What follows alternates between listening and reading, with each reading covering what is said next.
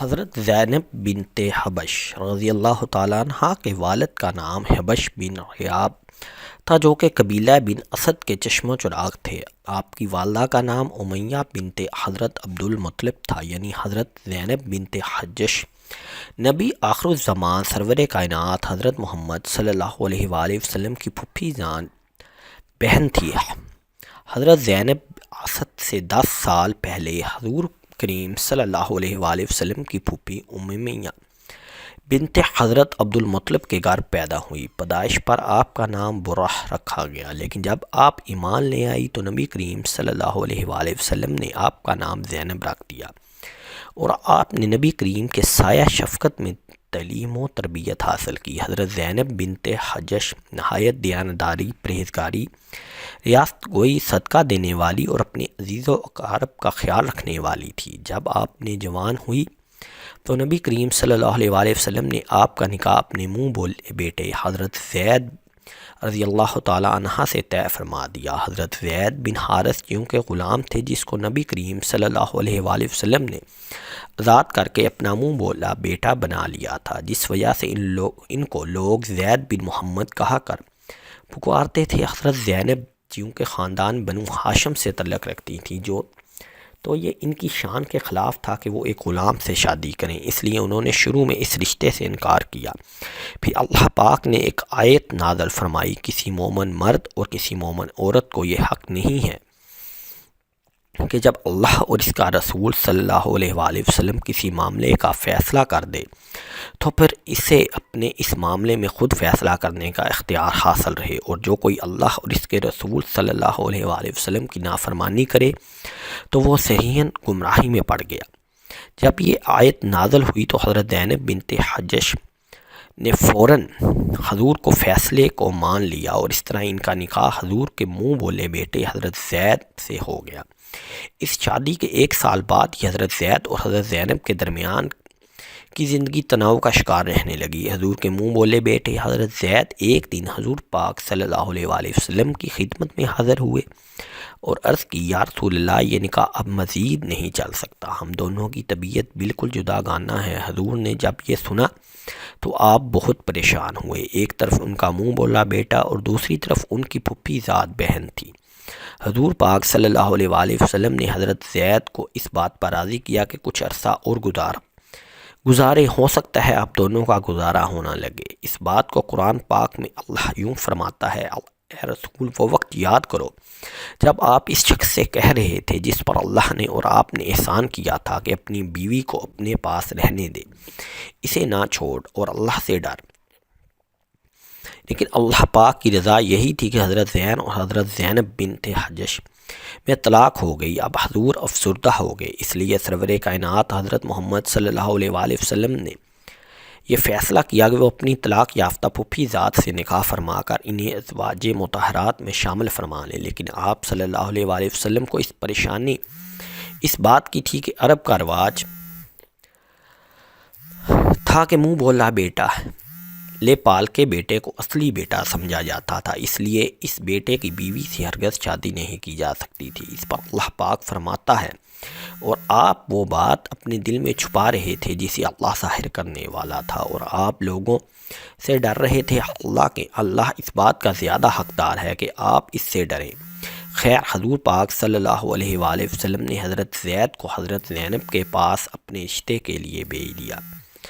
حضرت زید کے پردہ رہ کر حضرت زینب کو حضور پاک صلی اللہ علیہ وآلہ وسلم کا پیغام دیا کہ اللہ کے نبی آپ سے نکاح کرنا چاہتے ہیں۔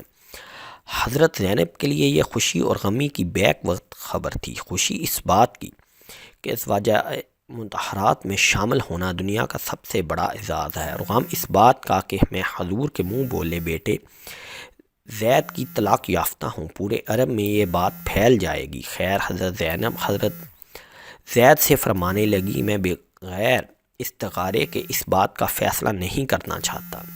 یہ بات جنگل کی آگ کی طرح پورے مدینہ میں پھیل گئی کہ محمد صلی اللہ علیہ وآلہ وسلم نے اپنے بیٹے کی بیوی کو نکاح کا پیغام بھیج دیا ہے۔ منافقین اور دشمنان رسول یہ کہنے لگ گئے کہ یہ حضرت زینب اور حضرت محمد صلی اللہ علیہ وآلہ وسلم کی محبت ہی تھی کہ جس کی وجہ سے حضرت زینب نے حضرت زید سے طلاق لے لی۔ منافقین نے حضور صلی اللہ علیہ وآلہ وسلم کے بار بار حضرت زید کے گھر جانے کو بھی اس محبت کا نام دیا۔ اس طرح چہم گوئیاں عام ہو گئی۔ ادھر حضرت زینب بنت جحش مصلی پر کھڑی ہوئی اور ادھر اللہ پاک نبی کریم صلی اللہ علیہ وآلہ وسلم پر وحی نازل فرما دی۔ وحی کے نازل ہونے سے ہی حضرت زینب اور حضرت محمد صلی اللہ علیہ وآلہ وسلم کا نکاح ہو گیا۔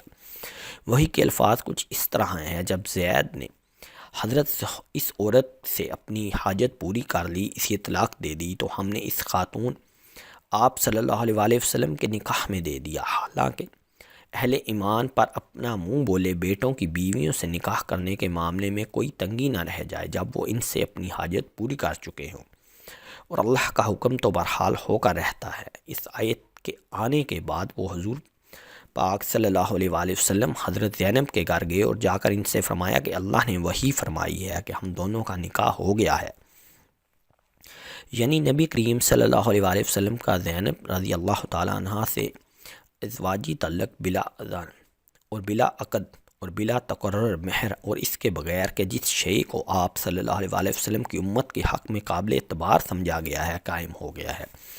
اگلے دن حضور پاک صلی اللہ علیہ وآلہ وسلم اور حضرت زید بنت حجش کا ولیمہ ہوا جس میں 300 صحابہ شریک ہوئے۔ ناظرین، مفسرین نے سورۃ احزاب کی آیت نمبر 37 کی تفسیر میں لکھا ہے کہ جب حضرت زینب کو اس آیت کے نازل ہونے پر نکاح کی خوشخبری دی گئی تو جس نے بشارت دی تھی اس کو وہ زیور نکال کر دے دیا جو اس وقت پہن رہی تھی، اور خود سجدہ میں گر گئی اور 2 مہینوں کے روزوں کی نیت کی۔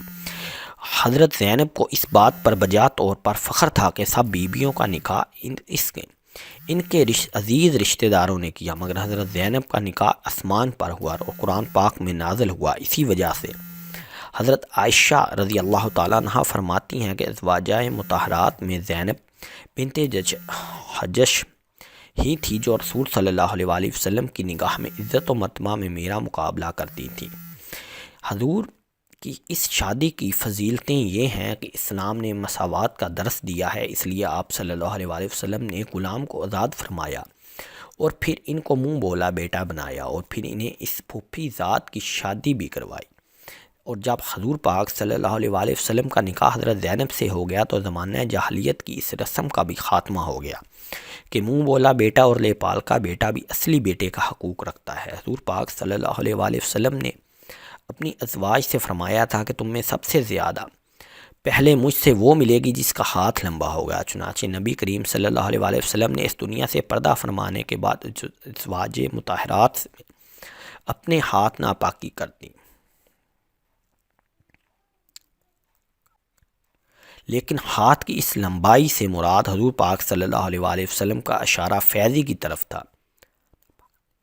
چنانچہ حضرت زینب بنت حجش بے حد سخی اور فیض تھی جو سب سے پہلے حضور پاک صلی اللہ علیہ وآلہ وسلم کے پردہ فرمانے کے کچھ ہی عرصہ بعد 20 ہجری میں آپ اس دار فانی سے کوچ فرما گئی۔ آپ کو جنت البقیع میں سپرد خاک کیا گیا۔ سبحان اللہ۔